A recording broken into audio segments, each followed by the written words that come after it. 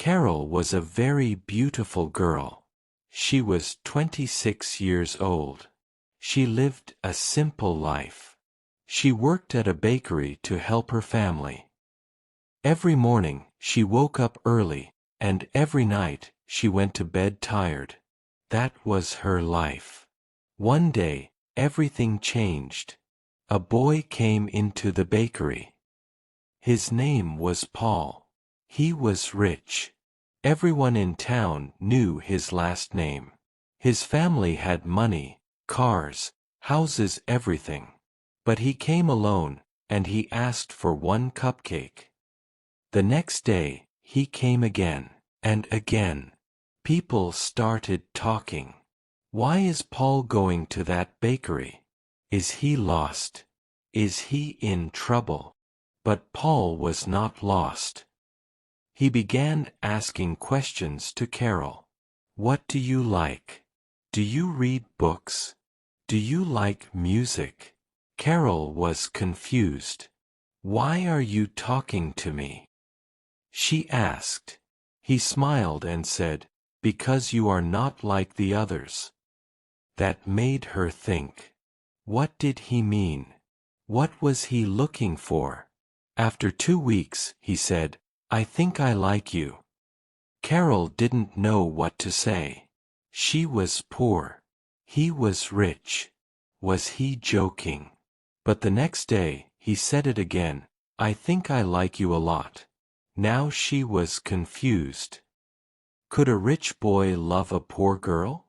Would his family accept her? Was this even real? At first, no one knew about Paul and Carol.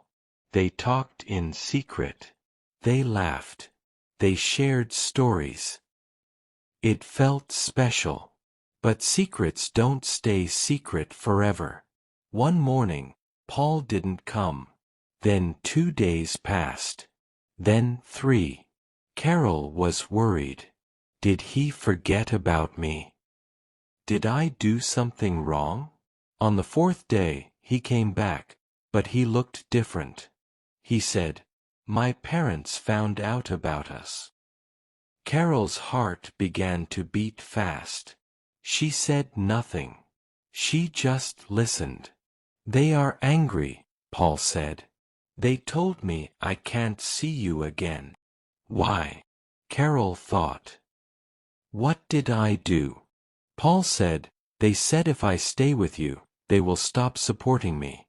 No money, no car, no job in the family business. Carol couldn't believe it. She wanted to cry, but she stayed quiet. Then he said, I don't care. I want to be with you. But Carol wasn't happy. She was scared. If he chooses me, he will lose everything. She said, you don't need me. You need your future. Paul answered, you are my future. Those words were sweet but also dangerous. Now Paul had to choose love or money, Carol or his family. And Carol had to ask herself a painful question. Do I let him fight for me, or do I walk away before he loses everything? There was one more problem.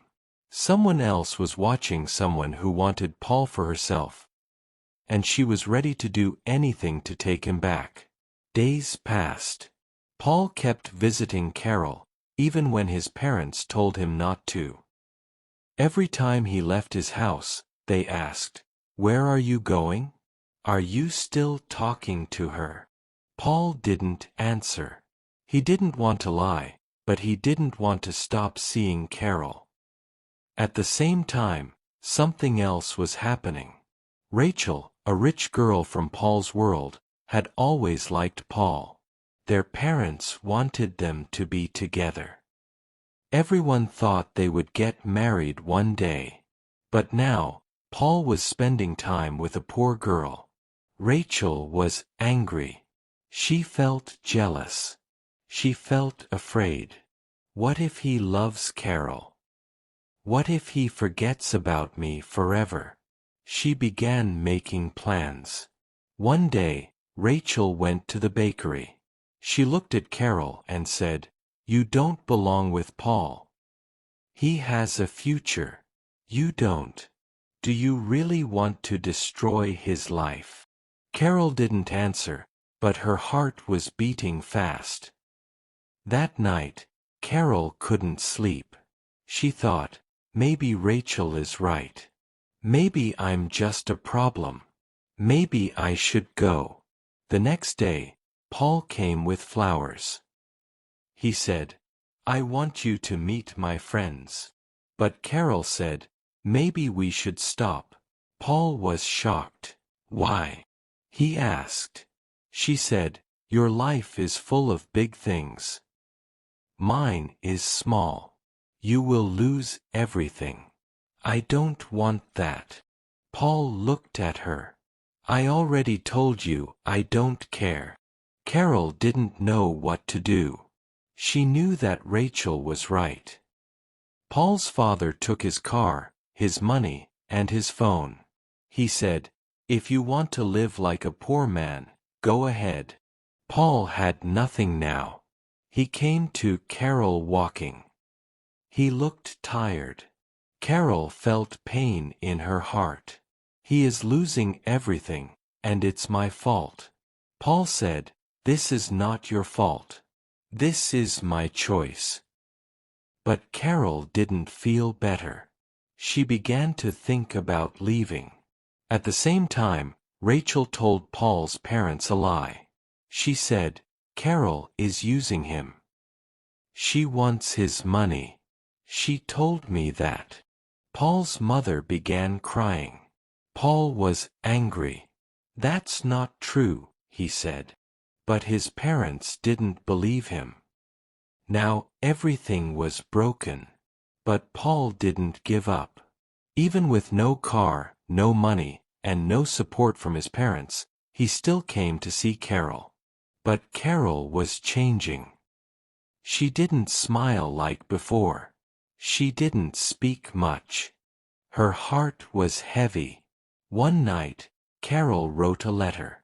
In the letter, she said, "You have a big future. You don't need me.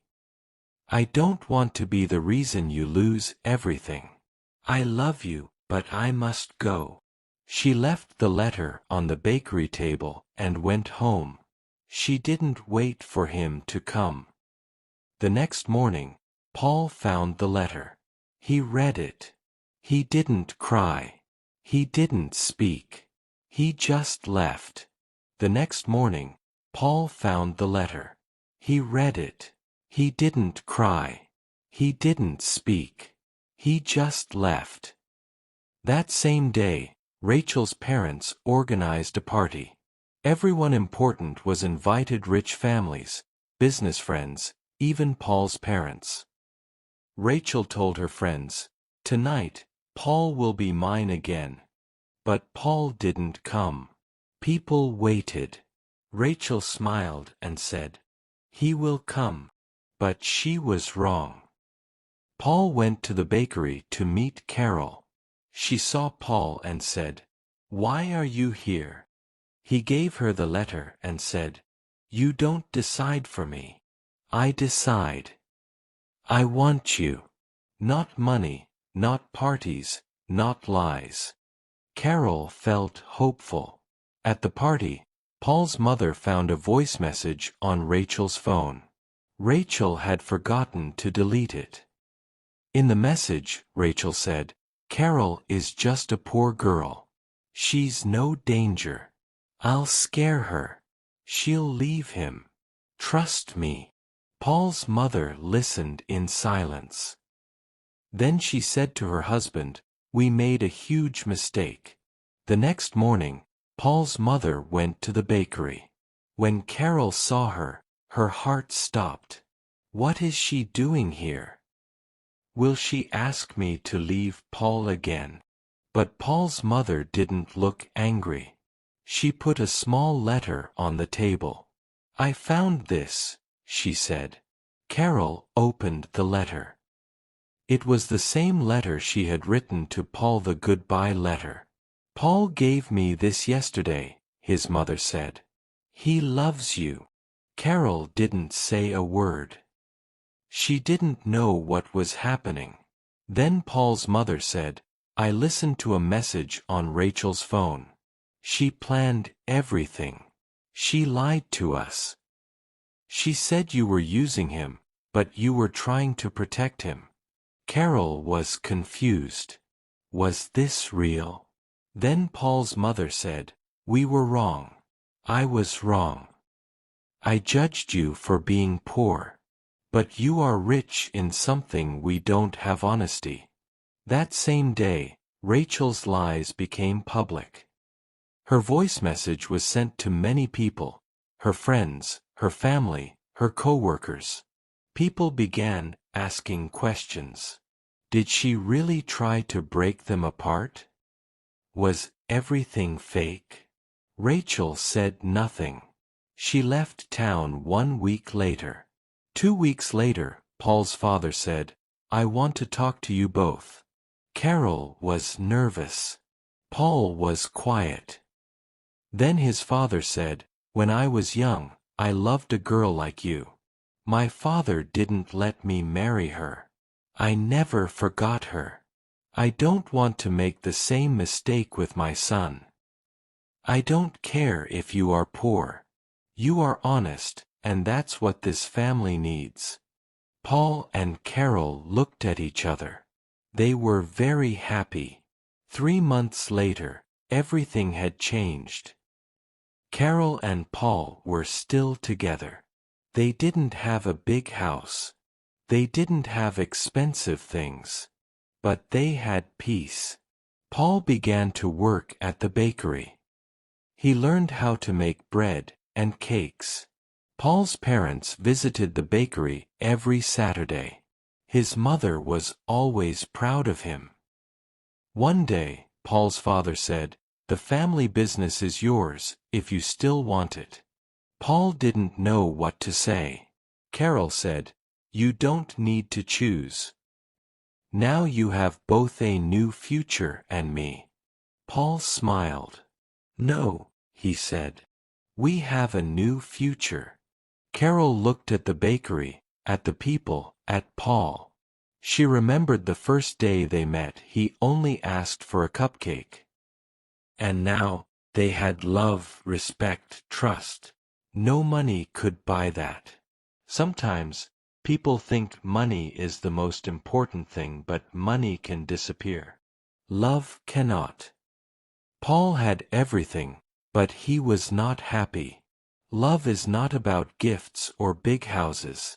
It is about choosing each other, even when it's hard.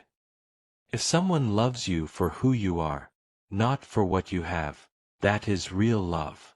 And real love is stronger than lies, fear, or money.